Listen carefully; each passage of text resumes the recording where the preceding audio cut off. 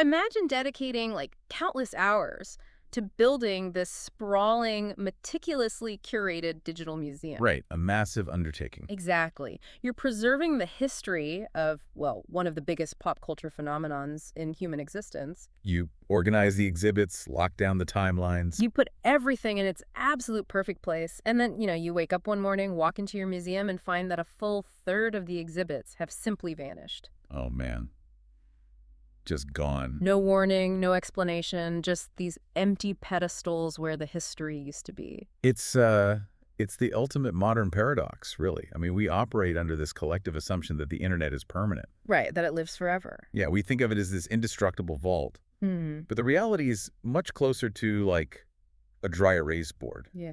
Anyone with enough corporate leverage can just wipe it clean at a moment's notice. And that silent erasure, that's the foundation of today's deep dive. We aren't looking at a traditional history book today or, Yeah. An academic journal. No, we are looking at something way more granular. Today, you and I are digging into the metadata of a highly specific digital artifact. It's literally just a YouTube playlist simply titled Star Trek Documentaries. Curated by a user going by the handle NJGeorge82. Yep, NJGeorge82. And it's a seemingly mundane list of links, but it actually functions as this massive sociological footprint. It really does. So let's lay out the core metrics of what we're dealing with here right off the bat. This playlist contains exactly 33 videos. Okay, 33. In total, it has amassed 17,443 views across the board. And the digital footprint indicates it was last updated on October 13th, 2024. That's pretty recent. Yeah, okay, let's unpack this. Because our mission today is to explore what this bare bones list of titles, runtimes, uploaders, and, view counts actually reveals. It reveals so much about how we document things. Exactly, how we remember, and frankly, how we fiercely argue over our own cultural history. Because look, we aren't just analyzing television lore today. No, not at all. We're tracking a massive evolution in the actual mechanics of historical record keeping. I mean, the metadata in this playlist maps a profound shift. From what to what, exactly? Well, from these glossy, network-approved, top-down television specials to highly contested, independent, algorithm-driven deep dives. Wow, okay. It is fundamentally a story about who actually gets to write history in the digital age. So let's start by walking into that digital museum and looking at what is, or rather what isn't on the shelves. The missing pieces. Right. Out of the 33 videos that NJGeorge82 carefully arranged for this playlist, exactly 11 of them are currently marked as unavailable. 11. Yeah, they're just hidden by YouTube, completely wiped from the board. Which is, I mean, a staggering 33% of the archive. Yeah. Just gone. It makes me think of, like, monks meticulously copying ancient texts on a melting glacier. The medium itself is designed to eventually give way. That is a great analogy. We were sold this utopian vision of the internet being forever, right? That once something is digitized and uploaded, it achieves this kind of immortality. But that's just not the reality. No. Here we have a dedicated fan trying to build a definitive, accessible history, and the infrastructure of the platform is actively eroding it from underneath them. Right. And if we connect this to the bigger picture, what we are witnessing is the brutal, mechanized reality of link rot. Link rot, yeah. And the extreme vulnerability of fan curation. I mean, you have this user performing a genuine archival service. They are actively trying to preserve media history. But they don't own the servers. Exactly. They don't own the servers. They don't own the IP. They're completely at the mercy of invisible automated forces. Let's break down those forces for a second, because it's not usually like a person at YouTube sitting at a desk deciding to delete a fan's playlist, right? No. It's an automated mechanism. It's algorithmic enforcement. When a massive studio decides to consolidate its streaming assets, say, launching their own proprietary platform, they deploy these automated bots to scour the internet. And these bots just flag everything. Yeah, they use audio and video fingerprinting to identify any scrap of copyrighted material. So a 30-year-old broadcast of a behind-the-scenes special suddenly gets flagged. Wow. A DMCA takedown notice is automatically generated, and the video is instantly bricked.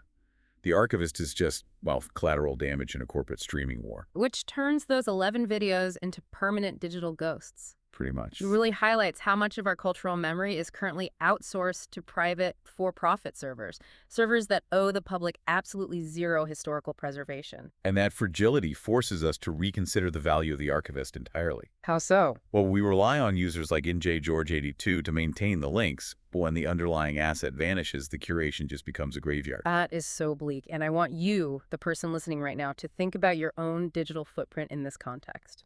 Oh, absolutely. Think about those massive bookmark folders you have or the YouTube playlists you've been adding to for like a decade. We all have them. The tutorials, the obscure music tracks, the video essays. How many of those links are already dead? Probably a lot more than you think. Right. How much of your personal curated history has quietly evaporated without you ever receiving a notification? It entirely rewrites our understanding of permanence. It really does. But, okay, I want to pivot from the ghosts to the survivors. Let's examine the 22 artifacts that actually managed to dodge the copyright bots. The ones that remain visible. Exactly, because once you get past the sheer survival of these videos, the way they are structured and titled reveals this bizarre obsession with the calendar. Oh, the milestone machinery. Yes. It seems a massive portion of these historical retrospectives are tethered entirely to arbitrary dates. I'm looking at the titles, and it's just a wall of round numbers. Give me some examples. Okay, so we have the Star Trek 25th Anniversary Special, originally broadcast on September 28, 1991. Uploaded by a channel called USS Tyke, and it runs for nearly an hour and a half. Then right below that, there is 30 years of Star Trek, The Next Generation. Jumping ahead another 5 years. Right. Scroll down a bit more, you hit a Star Trek 40th Anniversary Special, and the absolute peak of this is a massive 50 years of Star Trek block. Oh, wow. Yeah, an uploader named Johnny Bake actually had to fracture it into 4 separate uploads just to fit it all in. Part 1 through Part 4, entirely dedicated to a half-century mark. Now, I have to push back on this whole packaging structure because it feels incredibly artificial to me. How do you mean? Like, why are we so deeply conditioned to wait for these specific round numbers to evaluate history? Does a 25th anniversary logically offer a clearer, more insightful retrospective than, say, the 22nd anniversary? Right, or the 28th. Exactly. Or are we just looking at a highly coordinated marketing mechanism designed to repackage and monetize the exact same talking points every 5 to 10 years? Well, your cynicism is completely justified here. I mean, the economics of the industry absolutely rely on that marketing mechanism. It's just a cash grab. Mostly, yeah. A 22nd anniversary doesn't give a studio the necessary leverage to sell a newly remastered DVD box set or a fresh wave of merchandise. Makes sense. The round number is a commercial hook. However, if we look beyond the commercialism, there is a very real sociological function to these milestones too. Which is? They manufacture a moment of collective reflection that simply wouldn't occur organically. Oh, you mean they force us to stop and take the temperature of the culture? Exactly. Think about the timeline we're analyzing within this single curated playlist. You have a 25th anniversary special from 1991 sitting shoulder to shoulder with a 50th anniversary reflection produced almost 3 decades later. Side by side. Yeah. That metadata alone proves this isn't just the same story being regurgitated. It maps an astonishing trajectory of cultural impact. Because the people talking about it have fundamentally changed over that time. Absolutely. In 1991, for the 25th anniversary, you're documenting a highly successful television show. The actors are still relatively young, the memories are fresh. The impact is still being measured in, like, television ratings. Right. But by the time you hit the 50th anniversary, the narrative has completely mutated. You are no longer documenting a TV show. What are you documenting? You're documenting a generational institution. The filmmakers and showrunners being interviewed in that 50th anniversary special literally grew up watching the people interviewed in the 25th anniversary special. Oh, that's wild to think about. The milestone machinery forces the historical lens to continuously zoom out, turning pop culture into mythology. I see what you're saying. The 1991 documentary says, look at this incredibly popular thing we made. Yep. And the 2016 documentary says, look at how this thing we made fundamentally altered the DNA of modern storytelling. And how it altered the people who consumed it. But, okay, here is the friction. Mythology is supposed to be cohesive, right? Usually, yes. These network-produced anniversary specials are designed to celebrate a unified, triumphant myth. We all came together, we faced adversity, we made magic, and it changed the world. The authorized version. Right. Yet when you look at the biographical documentaries existing in this exact same playlist, the titles betray that narrative completely. The actual history is fiercely Oh, contested. completely. Yeah. The polished veneer of the anniversary special shatters the moment you hand the microphone to the individuals. Here's where it gets really interesting. This metadata is handing us a textbook example of the Rashomon effect. Totally. Everyone in the room remembers the same production through entirely different, often contradictory biases. You look at the playlist and you see these dueling perspectives literally stacked on top of each other. So blatant. You have an upload titled William Shatner's Star Trek Memories placed directly adjacent to an upload titled Leonard Nimoy's Star Trek Memories. Two radically different lenses applied to the exact same timeline of events. It's like a wildly dysfunctional family Thanksgiving dinner, except every single person at the table secured funding to produce their own documentary, explaining why their version of the argument is the correct one. That is painfully accurate. And that tug of war culminates in this desperate quest for the so-called truth. There is an upload here titled Inside Star Trek: The Real Story, 1988, clocking in at 48 minutes. Okay, 48 minutes. But then, right next to it, there is another video titled Inside Star Trek: The Real Story, Herbert Solo, Robert Justman. And that one runs for an unbelievable 2 hours and 54 minutes. Merely 3 hours dedicated to setting the record straight. So, mechanically speaking, if a television producer's version of the real story requires 3 full hours to explain, while a lead actor's version wraps up neatly in 41 minutes, does that runtime correlate to historical accuracy? Or does it mean something else? Right. Does it just mean the producers have a much deeper well of unaddressed grievances? What's fascinating here is how the runtime itself functions as a metric of trauma and responsibility. Trauma. Yeah, I mean, the Rashomon effect isn't just about people lying. It's about the reality of where they were positioned within the hierarchy of the production. Okay, break that down. Well, the actors, like Nimoy and Shatner, experience the phenomenon from the top down. Their reality is deeply personal and emotionally driven. Right. If you ask an actor for the real story, you're going to get 45 minutes about intense character motivations, the physical exhaustion of daily makeup applications. The psychological shock of overnight global fame. Exactly. And their interpersonal rivalries. So their documentary is essentially about the art and the ego. Right. Now, pivot to Herbert Solo and Robert Justman. They were the producers. The guys writing the checks. They were the executives tasked with managing the physical and financial logistics of an incredibly ambitious science fiction show in the 1960s. Which couldn't have been easy. It was a nightmare. Their truth has nothing to do with character arcs. Their truth is about terrifying budget overruns. It's about vicious screaming matches with network executives over script notes. Wow. It's about the crushing daily stress of keeping a massive production afloat while the studio actively tries to cancel it. So the 3-hour runtime is essentially a giant receipt. It is a receipt for the sheer logistical nightmare of making the art happen.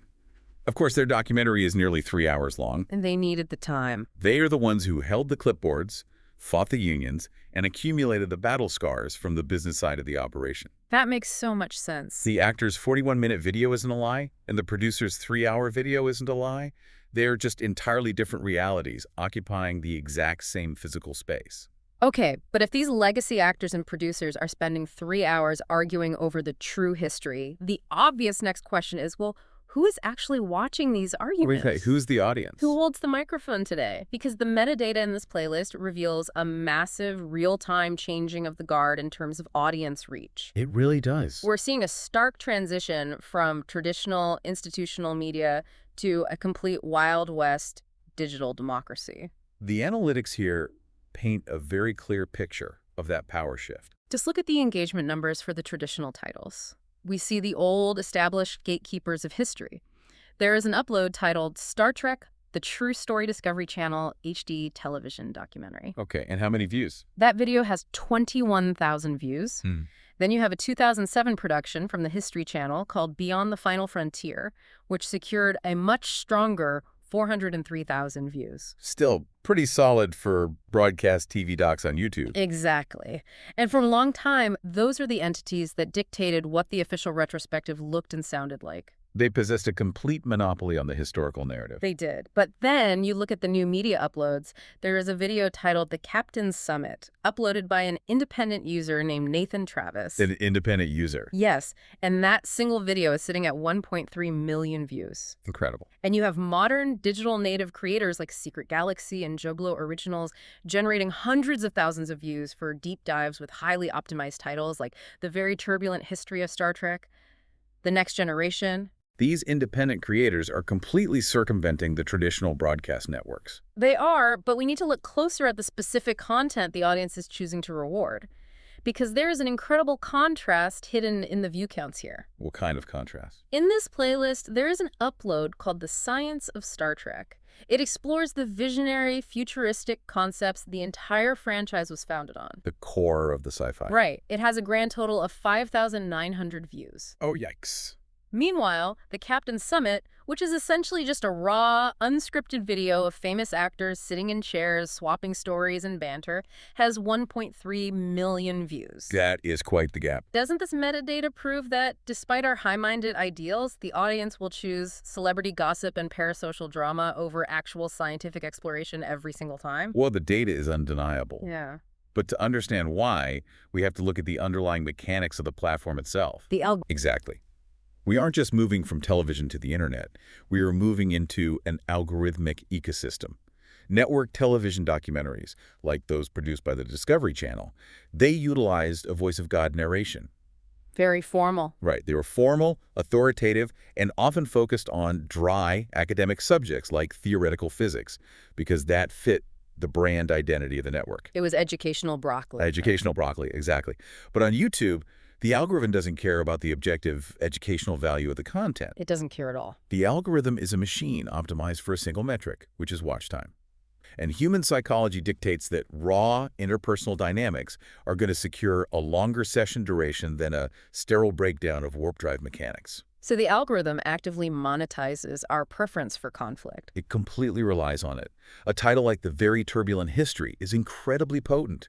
It promises the messy, behind-the-scenes reality that the old network specials actively tried to polish over. We want the dirt. We want to know how the people in the pristine uniforms actually treated each other when the director called cut.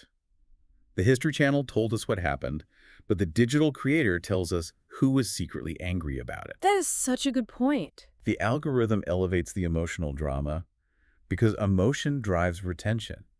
And that effectively rewrites the historical record by burying the dry science at the very bottom of the search results. That makes perfect sense. The history that survives isn't necessarily the most historically significant. It's the history that keeps us watching past the mid-roll ad break. Sad, but true. And as we look at the final cluster of videos in this playlist, it becomes clear that this algorithmic history can no longer be contained in a single narrative anyway. Oh, definitely not. The titles show how the documentary focus had to physically fracture to cover an ever-expanding universe. The concept of a single, unified retrospective became structurally impossible. Completely impossible. You read down the playlist and you see all these highly specific properties that eventually demanded their own isolated analysis. Like splinter groups. Yeah, you have documentaries dedicated solely to the next generation. But then there is a DS9 documentary interview uploaded by Collider. Okay. There's an Ease Inside Star Trek Voyager special. There's an entire hour dedicated exclusively to the original cast's big screen adventures uploaded by Joblo. Wow. It looks less like a historical timeline and more like a sprawling corporate org chart. That is the perfect analogy. Right. It's like a startup that expanded so rapidly, the different branches of the company can't even share a break room anymore. They're too big. They require entirely separate HR departments, their own internal cultures, and eventually their own dedicated history books just to keep track of themselves. And this raises an important question about the mechanics of legacy. What's the question? When a property achieves this unprecedented level of cultural saturation, what exactly is the archivist documenting? The fragmentation of the metadata proves that we are no longer looking at a single story. It's evolved into a massive decentralized ecosystem. Exactly. Yeah. And that ecosystem requires fragmented histories. I mean, why does Deep Space Nine require a different historical deep dive than Voyager? Because they're totally different shows. Because the logistical realities of those productions were completely different. When you see a 44-minute deep dives dedicated just to the production struggles of Voyager, or a 23-minute essay focused solely on the turbulent early years of the next generation, it proves the franchise has become a framework. A framework that houses completely different fandoms. Yes.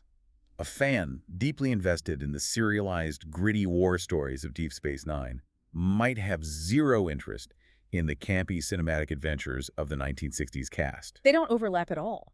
They have their own distinct behind-the-scenes lore, their own contested rivalries, and their own milestone anniversaries to celebrate. The digital archive didn't just expand, it fractured to accommodate these separate parallel realities. So what does this all mean? Good question. We started this journey by looking at what appeared to be a simple, unassuming YouTube playlist. Just a list of 33 videos, 11 of which have already been swallowed up by the automated digital void. The victims of link rot. But what we actually uncovered was a perfect archaeological site for modern human storytelling. We found the invisible mechanisms of link rot wiping out fan curation. We found the marketing machinery of the milestone anniversary. Right, and we found dueling 3-hour epics from producers trying to justify their battle scars. And we found that a raw, unscripted video of actors talking can draw 1.3 million people, completely dwarfing the scientific documentaries because the algorithm feeds on human drama. It is a flawless microcosm of how history is constructed, monetized, and erased in the modern era. Which is exactly what I want you, the listener, to take away from this deep dive. The profound insight hiding in this metadata isn't just that history is subjective. No, it's bigger than that. It's the realization that in the digital age, history isn't written by the victors. History is written by whichever user understands the platform's algorithm best. Yep. And that history only lasts until a corporate server decides to wipe the hard drive. The archive is only as permanent as the profit margin allows it to be. Always. And it makes you view your own personal history through a very different lens. So I want to leave you with this final thought. Let's hear it. If someone were to greenlight a documentary about your life right now, how wildly different would the real story be depending on whether your boss, your best friend, or your mother was the one holding the camera?